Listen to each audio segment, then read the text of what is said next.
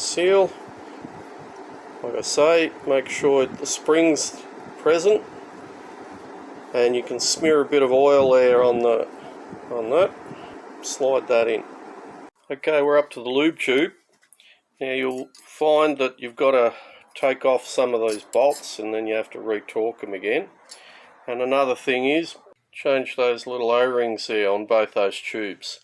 When you're pushing it in, don't just force it in, just sort of work it in. And we just retorque those.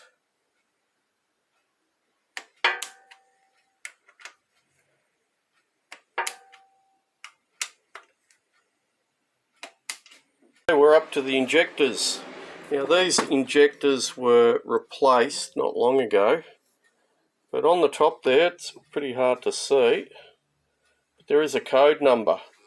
When you're changing injectors, you've got to actually program those codes for each of the positions that the injectors are in, and that way the computer can know which injector's firing and which one isn't.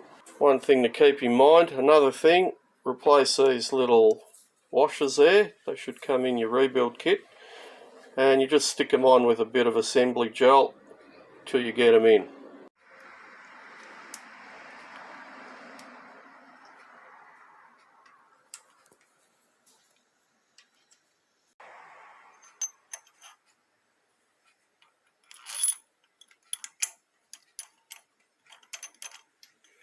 You just leave them loose until we get these pipes on. You bring it down all the way down just so it doesn't move up and down, but just so they can move around until you get the fuel line in.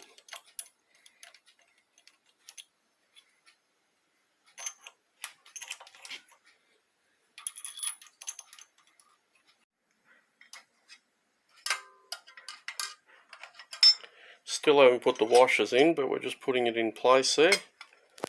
And you can see that bolts down to there. And all those injectors are bolted on there.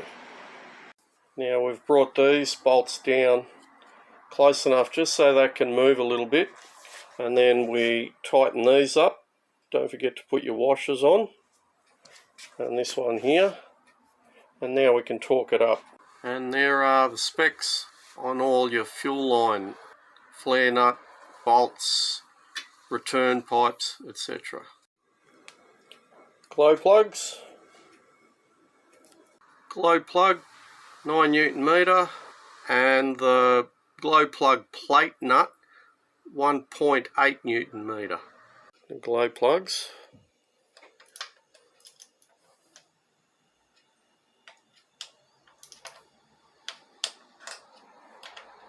Just one time.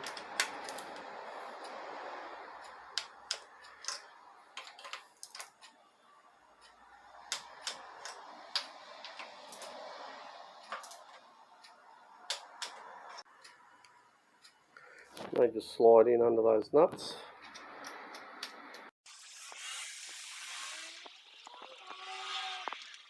We've got the vacuum pump, giving it a clean.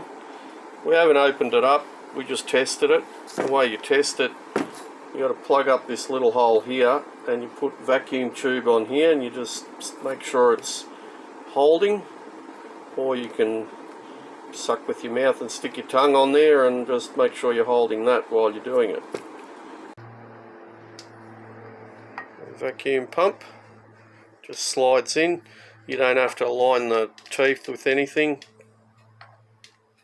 The hose that runs from that filter housing goes into the bottom of the vacuum pump, and we've got this side housing here.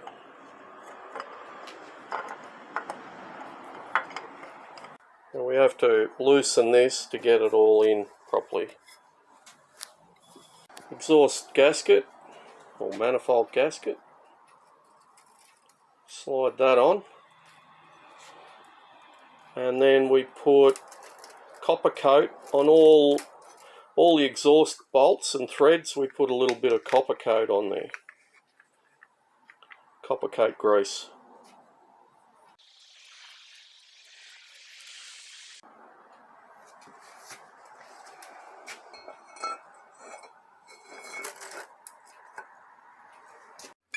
The right hand engine bracket goes on the front too. You won't have washers on those. All your manifold bolts are 12 and 14 mil.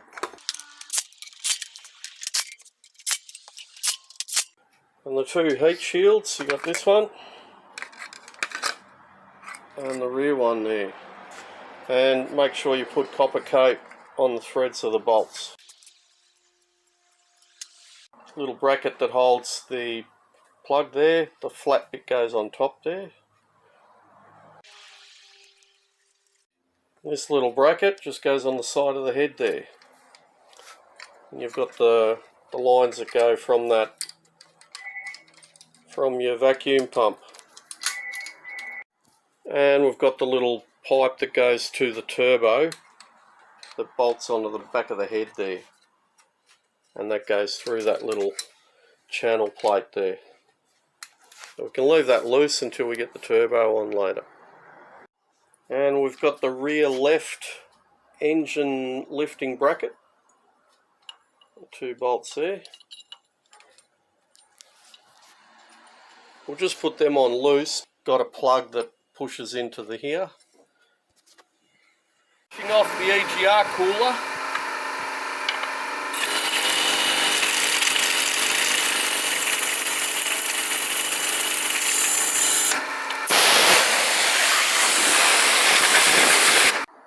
Air conditioning mount. So you can leave it loose, or a little bit loose, just until you get this bolt in as well.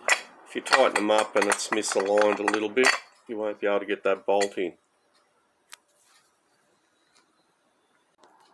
And this little bracket there, you can see that the cam position sensor is on, just goes through that bolt that's on that engine lifting mount. Now I've just put on the common rail there. I've just left it on loose, and these fittings will have to come off because we've got to put the rocker cover on, and then these go through those rubbers and thread onto those injectors. And also it's a good idea to just line up all these fuel lines and brackets. There's a bracket under there before you tighten it up. Now whenever you're doing jobs like this, instead of using liquid paper that sometimes or quite often will rub off, I actually use nail polish. You can get that on special at the supermarkets. And with these lines, instead of chasing which one goes, I like to mark them 1, 2, 3, 4.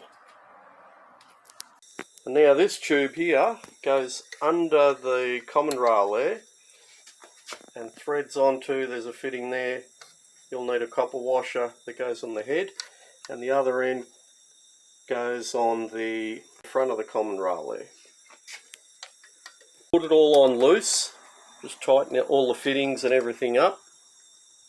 And that hose goes on there, that's that pipe that's under the common rail there, the one that comes from the left hand rear of the head, and that joins on into here, and that goes, what's that? That's a return line. So that one's a return line, goes from the injectors through that common pipe there, through here, down through here. There's a pipe that runs behind here, very hard to see when you've got the Egr Cooler and everything there, and runs, here we go, there's a pipe here, a pipe on the back of the front of there, but it's actually the back, I think, and then runs to this little pipe here that's on the fuel injector pump. clear as mud. And now this pipe just threads onto there, just like so, and this hose goes into the pump, and this just stays up here. Definitely one bolt under there that goes into the head. And just double check all your work, make sure all the little fittings, brackets are all bolted up properly before you go on too far, and all the hoses as well. If you're reusing these like we are, just make sure you put the little spring clamps back on in exactly the same spot, otherwise they will leak. I'm talking about the spring clamp in the position of the rubber, the hose. The hose can go wherever, but the clamp has to actually clamp down on that particular spot. Okay, we're up to the Egr Cooler. Got the brackets that go up here, and the other brackets go on the back of the motor here, and there's another bolt here, the rear one. And we've got to also put a gasket on there first. We'll put the gasket on here because it'll sit up there. Bit of copper coat. Any threads or bolts that get a fair bit of heat, like your Egr, good idea to put some copper coat on there.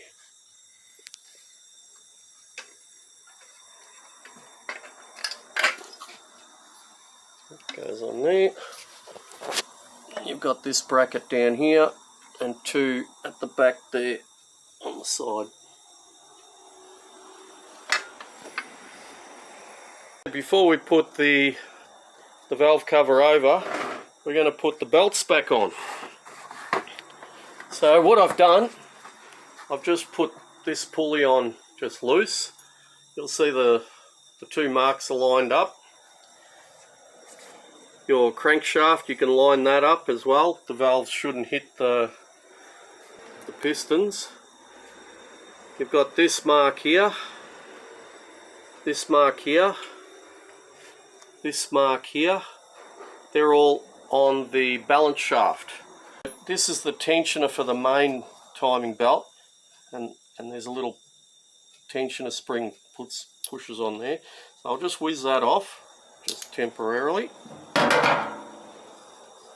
We'll also take off this pulley here.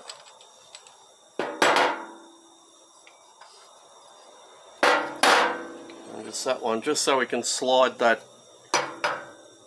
belt on easier. And now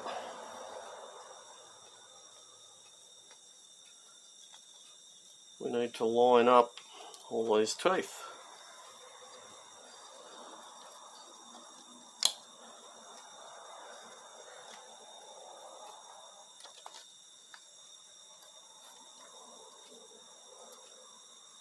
That's jumped a tooth, so you always want to have the belt tight over the pulley in the position that it should be in.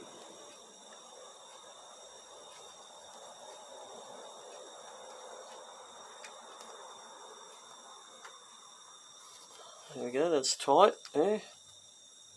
Tight there. I'm just pushing with my finger, double checking those marks.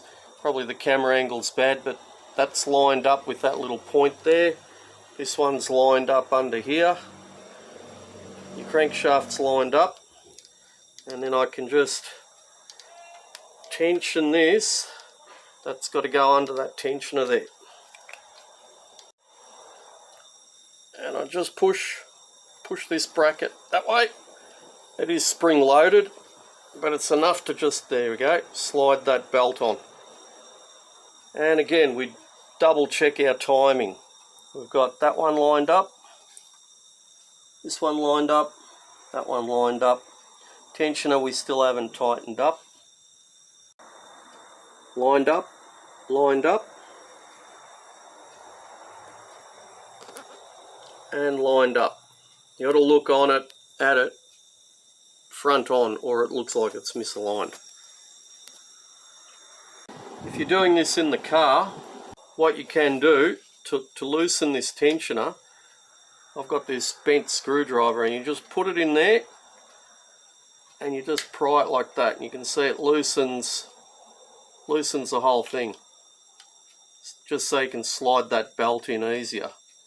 When the motor's out of the car, it's a lot easier, but you can see how that loosens it. And that spring has to be on the outside of that bracket, and there's a little aluminium pin there that the other side of the spring sits. If this side falls in there, or that's over here, it won't work. You won't have that spring tension. Now we can tighten up that tensioner.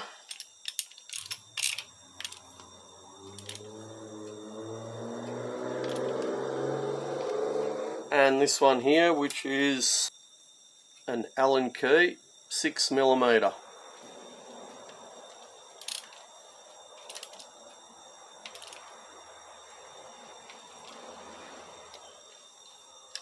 Okay, balance shaft's on. Now we can put this bit back in.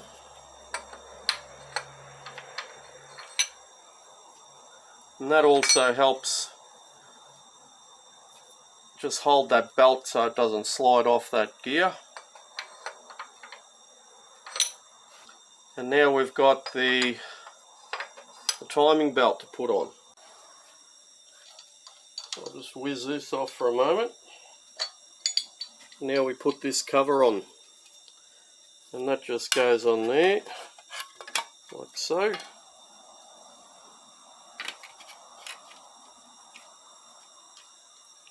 And we're only going to put in these two bolts here. The top one goes into the head, and the bottom one, I think the cover goes through that hole. Good idea to just put a temporary one there, just so the alignment's alright, so you know you can put that one in.